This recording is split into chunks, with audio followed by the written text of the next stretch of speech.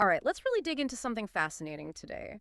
We're diving deep into a worldview that's as influential as it is provocative. One that champions these heroic entrepreneurs, relentless technological progress, and, well, a future largely unfettered by government or traditional institutions. It's a vision often associated with figures like Peter Thiel, and it promises rapid innovation, immense wealth creation, a true libertarian utopia, you could say. But what are the foundational assumptions beneath this grand vision? And maybe more importantly, what might be the deeper social and ethical implications for all of us if this future were, fully realized? That's a really powerful framing. And what I find particularly compelling about this deep dive is how you've curated these sources. It allows us to examine this complex vision, not just as like a political philosophy on its own, but through the very practical lenses of business strategy, financial history, leadership theory, even classical economics. These aren't just academic texts. They offer truly insightful facts, robust frameworks. They really help us understand both the magnetic appeal of this entrepreneurial drive and the critiques it naturally invites, especially, concerning the potential for vast inequality and significant challenges to democratic processes. Right. Our mission, really, for this deep dive is to understand the allure first, then rigorously question the consequences, all through the, let's say, unbiased lens of these materials. That's a crucial point to establish right from the start. Absolutely. So, for you, our curious listener, get ready for some genuine aha moments, hopefully.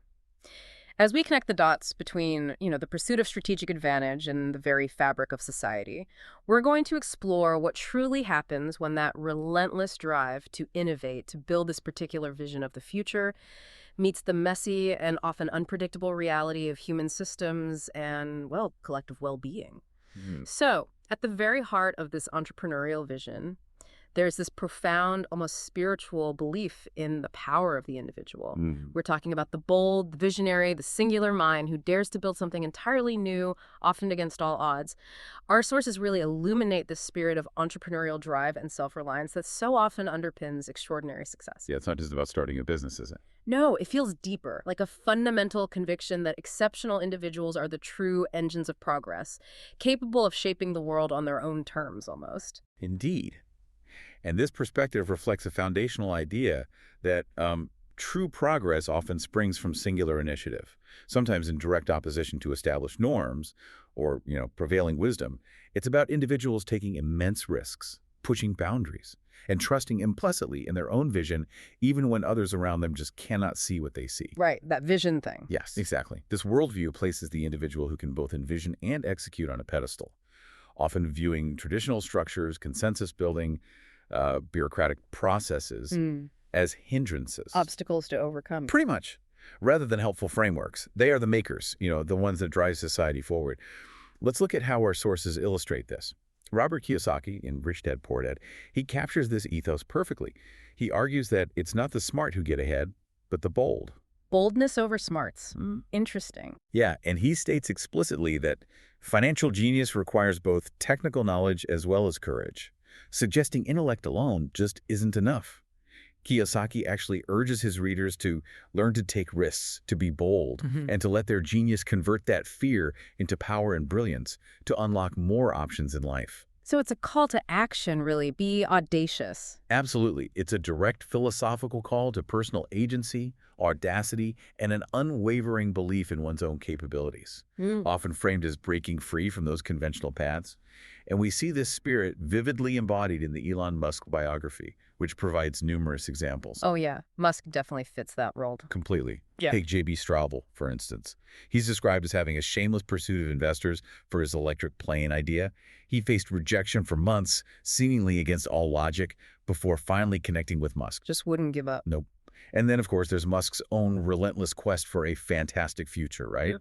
Which is portrayed as this deeply personal, almost messianic endeavor. Remember Robert Downey Jr.'s famous visit to SpaceX? Vaguely, yeah. It revealed this radical startup company driven by enthusiastic employees, fiddling with an assortment of machines. It showcases that hands-on problem-solving culture that thrives on individual initiative, like a collective extension of Musk's singular mind. Right. Everyone pulling in that one direction. And Musk's intense desire for control over every aspect of his ventures, and his well-documented tendency to overwork people like mad. They further exemplify this singular, demanding vision that, well, Brooks' little compromise. Bending reality to his will, you could say. That's a good way to put it. Howard Schultz, in Pour Your Heart Into It, he encapsulates this perfectly too with this powerful quote, "Vision is what they call it when others can't see what you see." That says it all, doesn't it? Pretty much. He recounts his personal inspiration during a trip to Italy observing the coffee culture and the sheer, almost evangelistic drive that propelled Starbucks from a small Seattle chain to national prominence. But he also frankly notes the inherent tension between this kind of fierce individual vision and the growing bureaucracy, the bureaucracy that inevitably accompanies a successful scaling company. So the vision fights the structure needed to support it. Often, yeah. The initial pure vision, he implies, struggles against the system designed to manage it, and the sentiment of relentless forward motion is deeply echoed in Built to Last. The authors speak to a relentless drive for progress that impels change and forward movement, describing it not merely as a business imperative, but rooted in a deep human urge to explore, to create, to discover, to achieve, to change, to improve. So it's fundamental to being human in this view. That's how it's presented, yes. Not just about economic gain. Art of the Start 2.0 reinforces this by prioritizing grinding, that is, working long and hard and experimenting over mere planning. It highlights a hands-on, iterative approach to creation that demands deep personal commitment and resilience, a true embodiment of individual will. Less talk, more action. Basically. And if we consider the literary reference that often underpins this philosophical stance, Atlas Shrugged. Ah, yes. The makers. Exactly. It hints at the idea of knowing the people who make it possible. It focuses on the indispensable makers or great makers of motors as the true irreplaceable drivers of value and progress in society. This perspective casts these entrepreneurs not just as astute business people, but as heroic, almost mythical figures whose contributions are essential to the very functioning and advancement of civilization itself. It's an incredibly powerful narrative, isn't it? This idea that a lone genius, or maybe a small band of them, can fundamentally reshape the future. But listening to you describe this intense focus on individual will and vision makes me wonder, how does this personal drive, this almost defiant self-reliance, actually translate into tangible success? You know, in the brutal reality of a competitive market, it can't just be about having a great idea, surely. Precisely. No, it can't. And this naturally leads us to a key question. If you're building a utopia through markets, what are the concrete tools and principles these visionaries employ? How do they ensure their audacious ideas don't just, fizzle out? Our sources reveal a deeply analytical and strategic approach for understanding how sustainable advantage, or what one source calls power, is established. Power. Yeah, it's a recognition that the market is often a battleground where only the strategically superior truly thrive, not just the boldest. Seven Powers presents a comprehensive framework. The author attributes it to hundreds of consulting engagements and decades of active equity investing. And the core premise is pretty stark. If a business does not have at least one of these seven power types, then you lack a viable strategy and you are vulnerable. Wow, so you need at least one. According to this framework, yes. It stresses the need to understand power intensity into the separate strata of industry economics and competitive position. Basically, dissecting how deeply embedded and defensible a company's advantage really is. Okay, so give us some examples. What does this power look like? Sure. Let's unpack a few from the framework. Consider Netflix's streaming business. They launched what's described as a two-pronged assault. Their aggressive thrust into exclusive content and original programming fundamentally changed the economic structure of the industry. Right, making it hard for others to compete just on old movies. Exactly. And simultaneously, their early in and thoughtful rollout gave them a scale that solidified their position, creating a dominant user base and, crucially, a data advantage. It was a deliberate, strategic reshaping of an entire market. Not just luck, then. Not at all. Another example from Seven Powers is Pixar's Brain Trust. This isn't just a group of smart people. It's identified as a source of power, rooted in shared experience, mutual respect, and a unique creative shorthand among foundational members. Like knowing what the other person's thinking. Kind of, yeah. Like Brad Bird being a classmate of John Lasseter. This suggests that even in highly creative fields, the advantage isn't just talent, but the unique, deeply integrated dynamics of a core team that are almost impossible for competitors to replicate. Interesting. So power can be about culture, too. It seems so. And Intel's power progression demonstrates this strategic layering even more clearly. Intel understood that achieving scale economies, making things cheaper the more you produce, wasn't enough on its own. You need more. They thought so. They strategically cultivated network economies. That's where the value of their chips increased as more software was designed specifically for Intel processors. Ah, the ecosystem effect. Exactly, creating a powerful, self-reinforcing loop. And then they built switching costs, making it incredibly difficult and expensive for customers, businesses, and individuals to move away from Intel once they were locked in. So you're kind of stuck. Pretty much. These weren't happy accidents. They were meticulously planned and executed power plays to secure an unassailable position. As the source notes, these must be established by power type before a window is open, and the possibility of power would have vanished forever. Without these strategic moves, Intel might have just become a low-margin electronic components company. Timing and execution are critical then. Absolutely. Leadership, timing, execution, cleverness, and, yes, maybe a little luck, all play decisive roles in establishing that enduring power. That's a really critical insight, that this kind of dominance isn't just about a great product, but a deliberate, almost architectural design of the market itself. It's not just competing, it's about structuring the competition. Exactly. And Michael E. Porter's competitive strategy provides even more granular techniques for this kind of market structuring. He offers structural analysis for developing strategies toward buyers and suppliers, using concepts like strategic groups, clusters of firms pursuing similar strategies, and the principle of mobility barriers. Mobility barriers, like walls keeping competitors out. Sort of, yeah. Obstacles, technological, financial, reputational, that deter firms from shifting their strategic position. They make it expensive or difficult to enter new segments or change how you compete. Porter even delves into the psychology, noting that price sensitivity depends in part on the motivation of the actual purchaser, adding another layer beyond pure economics. Fascinating. Complementing this, Blue Ocean strategy advocates for creating uncontested market space. Blue oceans, not red ones, full of blood. That's the metaphor, yes. Instead of battling fiercely in existing red oceans, they argue for making competition irrelevant. Their research saw the pattern by which these blue oceans are created, reimagining the game, not just playing it better. A whole different approach. Right. Then we have the innovator's dilemma, which famously shows how new technologies cause great firms to fail when they cling to old models. But it also shows how companies like Microsoft cleverly used its industry dominance to create software packages that consume massive amounts of disk memory and require ever faster microprocessors. So they created demand for their own upgrades. Effectively, yes, increasing demand trajectories for their products and reinforcing their ecosystem, actively shaping the landscape. Conversely, my years with General Motors offers that cautionary tale about Henry Ford. His frozen policy with the Model T, an open car design, made it non-competitive when the market shifted to closed bodies, And Chevrolet took over. allowing Chevrolet to strategically overtake his leading position. It starkly underscores the need for constant innovation and adaptation, even for revolutionary companies. So it's a constant active process of shaping, adapting, and maybe even creating the rules of the game. And absolutely. Amazon's approach, detailed in the Everything Store, is a prime example. It describes its unique building culture and how decisions are rigorously made whether to build or buy new capabilities. Acquisitions aren't just about adding pieces.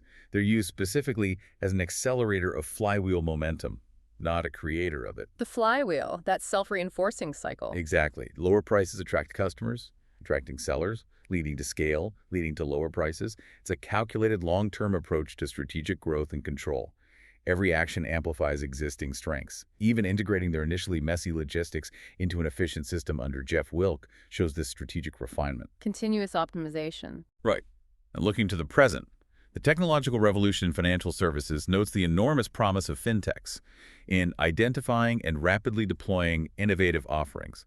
Incumbents are now externalizing R&D to keep up. Think about Robinhood, right?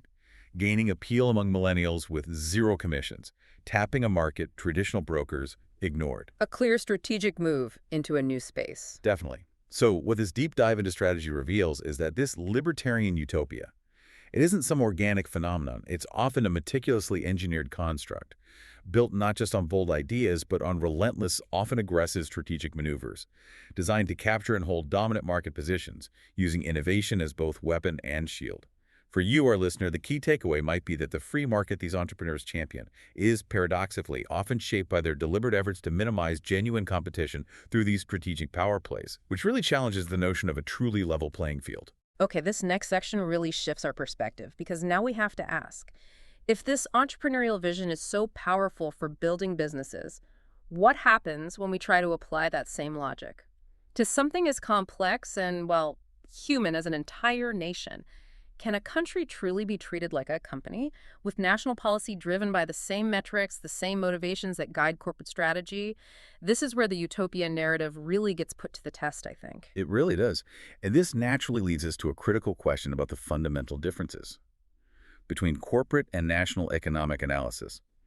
Our sources strongly suggest that applying business thinking directly to a country can be disastrously misguided, precisely because of differing objectives and mechanisms. Different goals. Completely different goals. A business focuses on profit maximization, market share, shareholder value.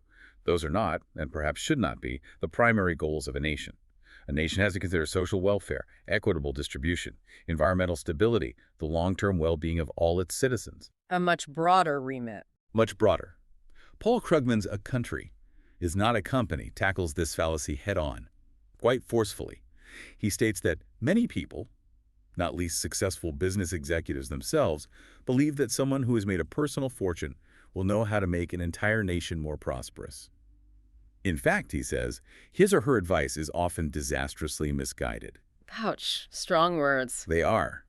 Krugman emphasizes that the style of thinking necessary for economic analysis is very different from that which leads to success in business.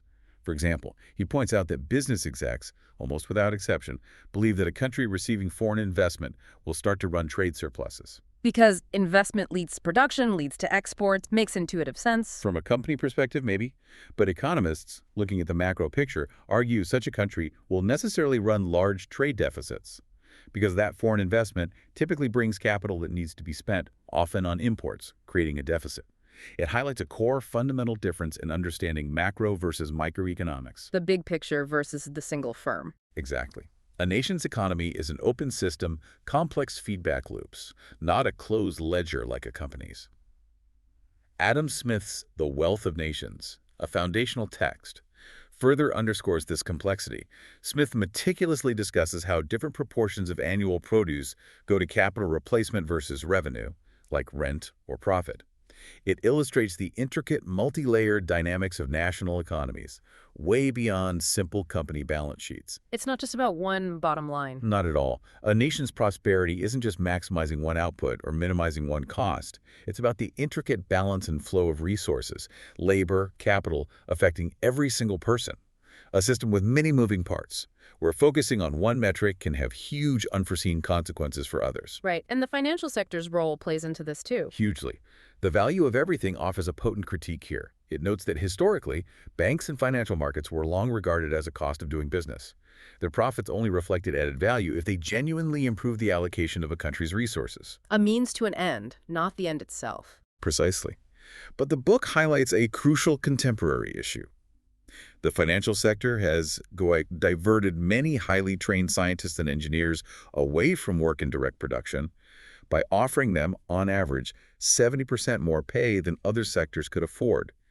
This has a profound impact on the real economy, siphoning talent away from innovation in tangible goods and services towards financial engineering. So smart people making money move around rather than making things. That's the critique, yes. Yeah. It suggests that unchecked financial growth can be extractive, creating wealth for a few without genuinely contributing to the productive capacity or overall prosperity of the nation. It's a stark reminder that not all economic activity contributes equally to collective well-being. That really drives home the point. So this section really underscores the significant danger of uncritically importing business frameworks into public policy. Goals like social welfare, equitable distribution, environmental sustainability, long-term societal well-being. They often diverge sharply from pure profit maximization. For you, our listener, consider why a country isn't just a bigger version of Apple, and why what works brilliantly for one might catastrophically fail for the other. The complexities are just vast. That's a powerful argument. But now let's turn our attention to what happens when this intense entrepreneurial freedom, this drive for strategic market dominance, leads to immense concentrations of wealth and power. What are the mechanisms, sometimes deeply unsettling mechanisms, that facilitate this? And what are the consequences for society when these forces operate with, minimal checks? This takes us into some darker corners. It does. And what's truly illuminating here is how our sources, particularly those detailing financial crises and corporate dealings, graphically illustrate the mechanisms that can create vast inequality, and in doing so, fundamentally challenge trust in the entire economic and social system. They reveal that the relentless pursuit of personal fortune, while often celebrated, can also pave the way for systemic exploitation and a breakdown of regulatory safeguards. It's not just about individual success anymore. No, it becomes systemic. Den of Thieves exposes the intricate, often illegal, web of insider trading and market manipulation, intertwined with coercing a public company into a Drexel finance change in ownership. Figures like Michael Milken, the junk bond king, could back winners and gain a personal equity stake in their operations, effectively leveraging financial power to dictate corporate fates and extract vast personal wealth. Using finance as a weapon, almost. That's one interpretation. The book recounts Merrill Lynch's staggering $250 million loss from unauthorized trading by a raw talent named Howie Rubin, highlighting the immense risks of unconstrained ambition, not just for the individual, but for the stability of large institutions. This isn't just about a few bad apples. It's about a high-pressure culture and systemic loopholes enabling such behavior. The system itself allowed it. Or even encouraged it, some might argue. Then, The Big Short vividly portrays the blatant fraud in the subprime mortgage market before 2008. Executives like those at Household International made $100 million despite clear wrongdoing, while the federal government failed to act to protect ordinary citizens. The character Michael Eisman's realization of the social implications is key. He observed, if you are going to start a regulatory regime from scratch, you design it to protect middle and lower middle income people. The most vulnerable. Right. Instead, what we had was a regime where those were the people who were protected the least. And the truly shocking detail is that CDO managers, those packaging complex financial products, were actually preferred if they were less mentally alert. Less alert? Why? Because they asked fewer questions. This facilitated the laundering of subprime risk.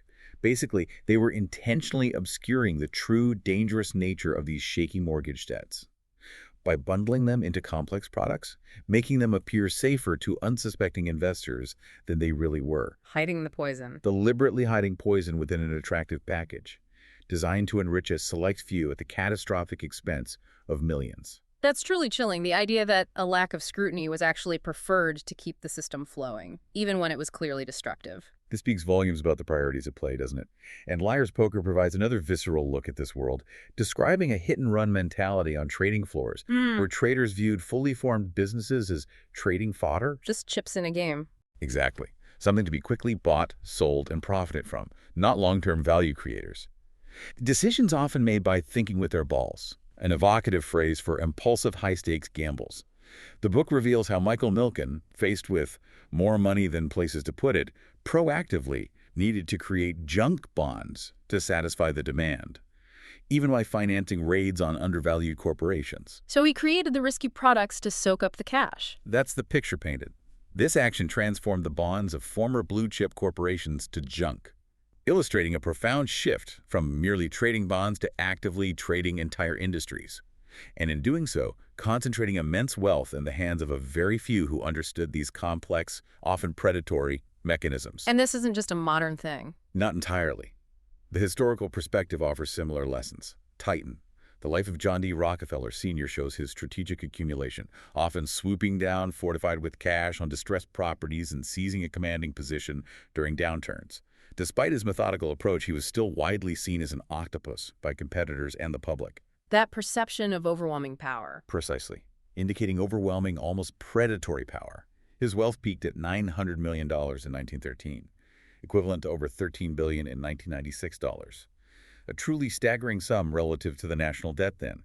It underscores how individual brilliance and strategy, unchecked, can lead to vast disparities. Reshaping society itself. And for an even deeper historical lens, the Protestant ethic and the spirit of capitalism delves into the historical link between intense piety and capitalist acquisitiveness. Max Weber described how the ascetic rationalization of working life and the compulsion to constantly reinvest capital fueled early accumulation. So deep cultural roots for this drive. Absolutely.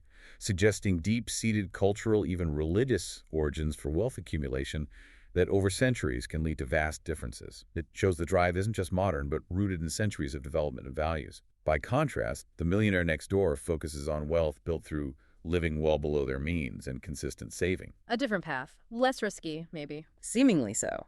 less high-stakes financial maneuvering. It highlights that while there are different paths, the underlying mechanisms of accumulation can either be relatively benign or contribute to systemic risks and ethical compromises. This critique reveals that while individual initiative can create immense value, without appropriate checks and balances, it can also lead to exploitation, systemic risk, and severe imbalances in wealth and opportunity. For you, our listener, think about how the financial world, designed for efficiency, can sometimes inadvertently or even deliberately amplify existing inequalities, raising profound questions about fairness and responsibility. So what does this all mean for the fundamental structures of our society? When figures with immense individual drive, strategic acumen, operate with minimal constraints, what truly happens to the institutions designed for the collective good, like democracy itself? Can powerful individuals truly remain accountable to the many? Or does their influence subtly, or sometimes not so subtly, erode the very processes meant to ensure broad representation and justice? This raises a profoundly important question. How do powerful individuals navigate, influence, or even bypass democratic processes?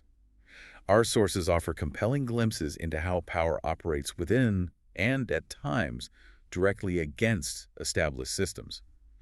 Sometimes through direct confrontation, sure, but often through more subtle, insidious methods that gradually chip away at accountability. Death by 1,000 cuts, almost. You could see it that way. Robert A. Carroll's The Power Broker is a seminal example, a deep dive into Robert Moses's career. Moses repeatedly deceived the board constantly to get projects approved, famously assuring not a penny in city costs for a stadium, only to later demand millions once it was underway. The old bait and switch. A masterful, if ruthless, version. He leveraged political blackmail against a constantly changing board that crucially lacked adequate engineering assistance. He exploited this information asymmetry and political pressure, concentrating power, pushing through his agenda. The board, having approved early requests without checking details, became helpless to deny later, more expensive ones, fearing accusations of wasting public money. Trapped by their own earlier decisions. Exactly. It illustrates how, even without overt authoritarianism, strategic manipulation and information control can systematically undermine democratic oversight. Niccolo Machiavelli's The Prince lays out timeless principles of power acquisition and retention, noting that the chief foundations of all states are good laws and good arms. He advises against alliances with one more powerful than himself, unless necessity compels him, because if he conquers, you are at his discretion. Don't become dependent. Right. It highlights the constant, often ruthless struggle for autonomy and influence in governance. Powerful actors always seeking to avoid being at the discretion of anyone else. A pragmatic view of power, even in democracies. Business Adventures touches on corporate accountability, too. It shows how GE's chairman, Cordner, had been able to fairly deafen his subordinate officers with lectures on compliance, but he had not been able to get all those officers to comply. So the message wasn't getting through, or was it? Well, that's the interesting part. It illustrates how even in hierarchical organizations, direct orders can be undermined by unstated cultural messages.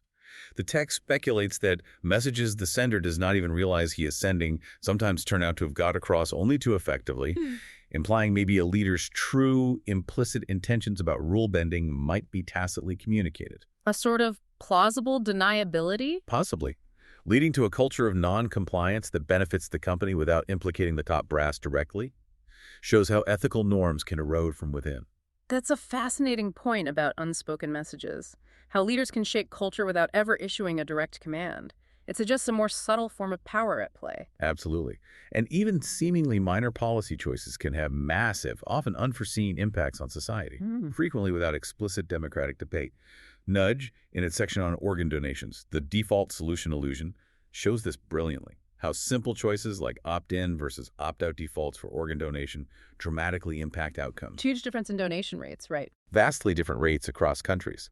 It illustrates how systemic design choices, rather than explicit democratic will, can powerfully shape collective behavior and results, often without people even realizing they're being nudged. Soft power, influencing without coercion. That's a good way to put it. Uh. Finally, the Black Swan discusses how advanced degrees make people blind to these elementary notions, and how the illusion of validity causes people to predict by selecting the outcome that is most representative of the input, often ignoring actual predictive accuracy.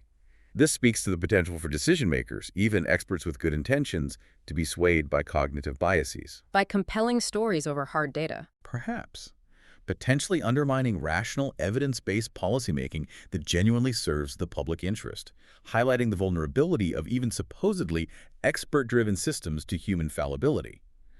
So this section clearly shows that even without overt authoritarianism, the concentration of power, strategic deception, quiet manipulation of information, and the very design of systems can significantly impact the efficacy and accountability of democratic institutions. For you, our listener, consider how policy choices, even small ones, can have massive, often unseen impacts, reflecting or subtly challenging the true will of the people. So we've explored the grand structures, the economics, the politics, but what about the most fundamental level? Beyond these abstract systems, how does this singular focus on progress and individual prowess impact the human experience? Within organizations and, by extension, society itself, what are the ripple effects on individuals, their relationships, the intricate web of human connections that define our daily lives? What's truly illuminating here is that even in systems meticulously designed for efficiency and success, human dynamics, relationships, individual well-being, they are not merely secondary considerations, they are absolutely critical. Our sources consistently highlight the importance of understanding these elements, and crucially, the profound pitfalls of neglecting them. A purely transactional or aggressively top-down approach, while maybe efficient on paper, often overlooks these crucial human factors, ultimately leading to internal dysfunction, a corrosive lack of trust, and missed opportunities for truly sustainable growth and widespread well-being. Treating people like cogs in a machine doesn't work long term. It seems not. The practice of management notes a serious misunderstanding in habitually defining the rank-and-file worker as a man who does as he is directed without responsibility or share in the decisions. This mechanistic view, treating people as material resources, can strip individuals of agency, dignity, engagement. Fundamentally misunderstands motivation. Right. In sharp contrast, HBR's 10 must-reads on managing yourself emphasizes that very few people work by themselves and achieve results by themselves. This shifts the focus dramatically, underscoring the vital responsibility for relationships, the deep need to know the strengths, the performance modes, and the values of your coworkers. It also highlights that confrontation and disagreement are crucial to effective decision-making. You need that pushback. You do. Leaders must actively encourage their own subordinates to express their unvarnished opinions. Neglecting this leads not just to poor decisions, but to a stifled, fearful, ultimately ineffective environment. This inherent tension between individual will and collective well-being is explored in Team of Teams. It describes how traditional bureaucrats often found a participatory environment distracting or were uncomfortable. Preferring clear orders from the top. Exactly. Preferring traditional discretion and chain of command. This illustrates the inherent resistance to genuine collaboration and the vital need for a shared sense of purpose that extends from the tactical situation to larger strategic goals for a team to truly function. Without that shared purpose, individual efforts can easily become fragmented, isolated, counterproductive. So it's not enough to just put smart people in a room. They need a framework for how to actually be a team. Precisely. And the 5 dysfunctions of a team illustrates these internal conflicts with striking clarity, showing how arguments often arise from a fundamental lack of respect or understanding of colleagues' expertise, which inevitably leads to team breakdowns. When a team member expresses they don't appreciate the expertise I have, it reveals a fundamental communication and trust deficit that severely hampers effectiveness and morale. The human element becomes a bottleneck. Significant one. Radical candor addresses the pervasive myth of the flat organization head-on, stating bluntly that hierarchy is an inescapable fact of life. It advocates for admitting this reality and then actively working to create a culture where everyone still feels on an equal footing at a human level. Human equality despite structural hierarchy. Exactly, and free to speak truth to power.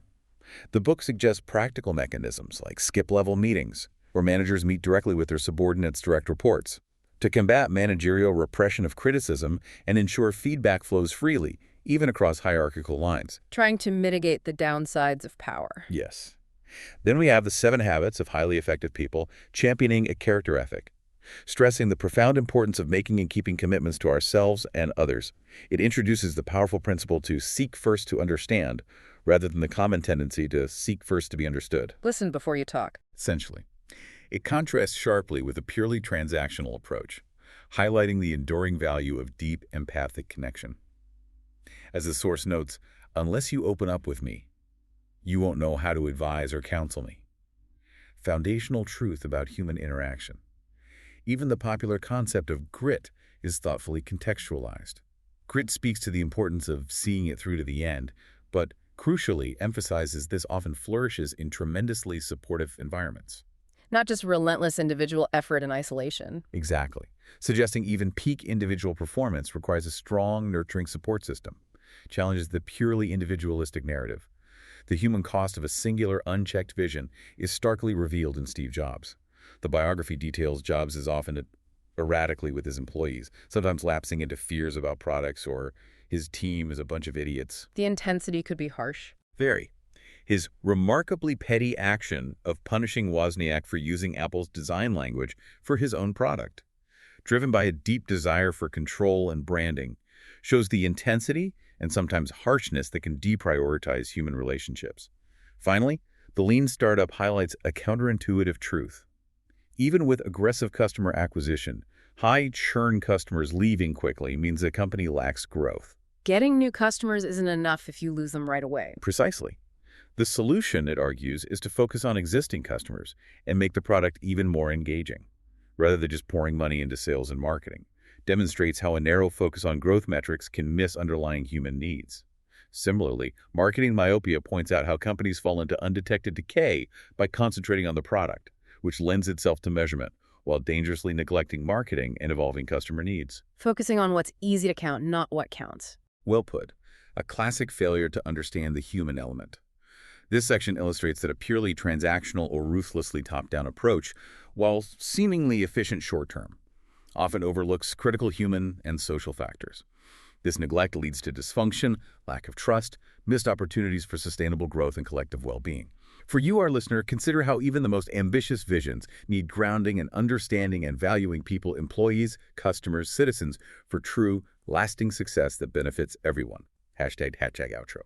So what does this all mean for our understanding of progress in society? We've journeyed through the magnetic appeal of a worldview centered on bold entrepreneurs and groundbreaking tech progress, a vision propelled by strategic advantage, a relentless pursuit of innovation. But we've also shown a critical light on its potential downsides, looking at how a purely business-centric logic can falter, maybe even mislead, when applied to entire nations. We've examined how unchecked power can lead to vast inequality, systemic risk, how democratic processes can be subtly undermined by strategic manipulation, and the very real human costs incurred when relationships and broader societal impact are deprioritized in favor of singular individual ambition. If we connect this to the bigger picture, it's clear the path to a genuinely flourishing future isn't a simple straight line, not just maximizing individual gain or technological advancement alone. Our deep dive has shown that the very sources that eloquently champion the entrepreneurial spirit also, often implicitly, contain the wisdom to temper it. With broader considerations of ethics, social impact, the profound complexities of human systems. The answers are sometimes hidden in the questions themselves. Perhaps. True progress, it seems, requires a delicate, thoughtful balance, a willingness to look beyond the immediate win, recognizing that long-term societal well-being demands far more than just market efficiency or individual brilliance. It demands a holistic view, integrating human values and collective flourishing with economic goals. And for you, our listener, here's a final thought to mull over. In a world increasingly shaped by powerful individual visions of the future, a future often designed and built by the boldest among us, how do we collectively ensure that the pursuit of progress genuinely uplifts all, rather than inadvertently creating a utopia for the few and, well, profound challenges for the many? What mechanisms, be they regulatory, cultural, or simply human, can truly bridge the gap between individual brilliance and collective well-being? Keep asking those questions, keep challenging assumptions, and keep digging deeper into the forces shaping our world.